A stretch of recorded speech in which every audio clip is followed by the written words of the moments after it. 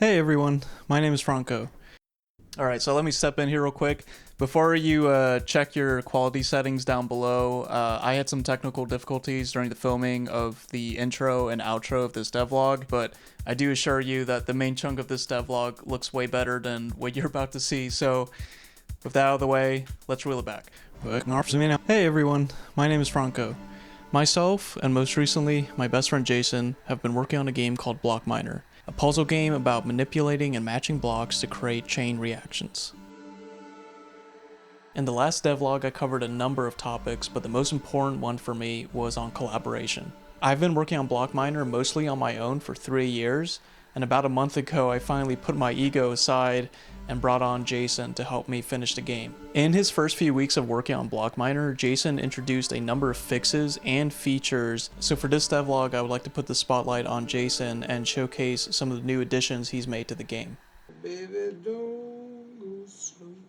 Last year, I made a mistake during the development of Block Miner that involved me rewriting a lot of the game's code. I won't go too into detail here because I covered it in the last devlog, so please watch it if you haven't already. That rewrite included most of the game's major systems, and one of those corresponded to how the explosive blocks work in my game. There are two types of explosive blocks, the TNT block and the clear block. The TNT block is fundamental to Block Miner. All chain reactions start with a well-placed TNT block that links together all the matching gemstone blocks. At one point in time, Block Miner allowed multiple TNT blocks in one level that could be triggered individually or together to create massive chain reactions.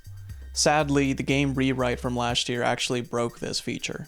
On the other hand, the clear block allowed the player to clear entire rows or columns of blocks, depending on its orientation, which could be altered by a push. Again, this feature also broke after the game's rewrite. So Jason's first tasks on Block Miner were focused on bringing these features back to life. There were some ideas I had in mind that I felt like could really introduce new dynamics to the game. I thought it would be neat to allow the player to expand the space that they're in by clearing rows or columns of blocks that border the level.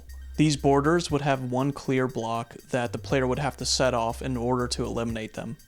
Originally, the clear block could only be set off by being placed near an exploding TNT block, but I felt how the clear block interacted with chain reactions could be improved, which is why Jason and I came up with this idea to make the clear block a hybrid of a gemstone block and an explosive block. So I drew up two different versions of the clear block, one that was ruby based and the other that was emerald based. So these clear blocks would have to match with the appropriate gemstone block in order to be triggered. So giving the player more TNT blocks and the ability to clear entire rows or columns of blocks was really asking for more space than the game was originally designed for, which leads us to Jason's next task. In the past, some playtesters of Block Miner made comments about the scope and perspective of the game, which kind of got me thinking about expanding the space even more. My block manager system can be scaled to fit blocks in a level scope of 5x5, 7x5, or 9x5, but what's really been missing is a dynamic camera that actually adjusts itself to even larger spaces, such as 5x10 or 15x10. Developing this kind of camera system was in my to-do list for a while, but as I continued to develop the game, it dropped lower and lower in priority. Thankfully, Jason got to take a look at it and had it up and running in just a few days. After some playtesting with this new camera system, I actually jotted down a bunch of ideas that I felt like could take advantage of these new sizes. There's a lot to be excited about here, but don't think I'm ready yet to discuss these ideas, so I'm going to save that for a future devlog. One design concern that kept creeping up on me was how to give more purpose to the vanilla blocks in my game. The gemstone blocks exist for the sole purpose of creating chain reactions and being destroyed in fashion by TNT blocks, whereas the vanilla blocks are mostly just filler and a hindrance to the player. Early in development, I thought of some ideas on how to address this problem, like maybe breaking the vanilla blocks could give you the pieces you needed to build a TNT block. Something like that. But I eventually came to the conclusion that vanilla blocks could maybe turn into gemstone blocks. I actually put the bones in place for this feature during the rewrite of the game last year, but how the player actually interacted with this feature was still unclear to me, so over time it just sort of dropped in priority. But earlier this year, I actually came across what was initially a Japanese exclusive Mario game up until last year called Wrecking Crew 98.